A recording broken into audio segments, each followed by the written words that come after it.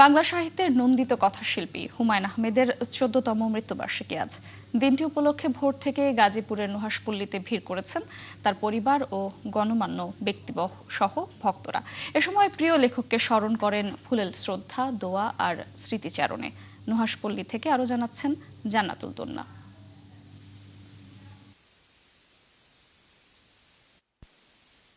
নুহাশপল্লীর সবুজ নিস্তব্ধতায় তখন ভর করেছিল ভোরের আলো। সে আলোতে বুকে ভালোবাসা আর চোখে স্মৃতির আবেগ নিয়ে হাজির হয়েছিল ভক্তেরা। শ্বেত পাথরের সমাধি ভরে উঠেছিল ভালোবাসার টুকরো টুকরো অর্ঘ্যে। কারো হাতে ফুল, কারো হাতে প্রিয় বই, আর কারো শুধুই ভালোবাসা।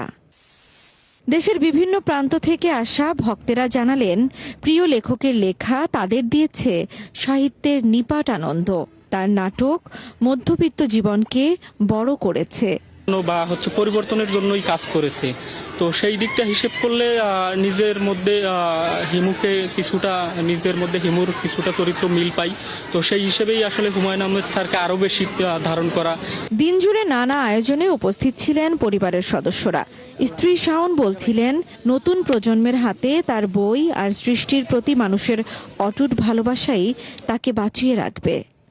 গত 14 বছরে শুধুমাত্র আমরা নুহাশপল্লীর কর্মীরা মিলেই হুমায়ূন আহমেদের জন্মদিন এবং মৃত্যুদিন একদম নিয়মিত পালন করেছি। শুধু করোনার একটি বছর পালন হয়েছে, আমি এসে পৌঁছাতে পারিনি একটি মৃত্যুবার্ষিকী। এছাড়া 14 বছরের প্রতিটি সময় আমি আমার পরিবার নিয়েছিলাম, আমার সহকর্মীরা নুহাশপল্লীর সবাই মিলেছিলাম।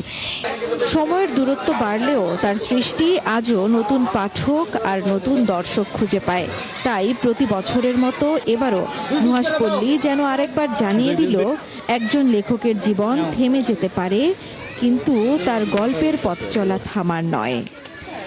নুহাশপল্লীর এই নীরবতা যেন আজও বহন করে হুমায়ূন আহমেদের অসংখ্য সৃষ্টির প্রতিধ্বনি।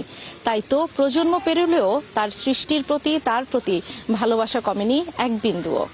জান্নাতুল দোলনা, ৭১, নুহাশপল্লী, গাজীপুর।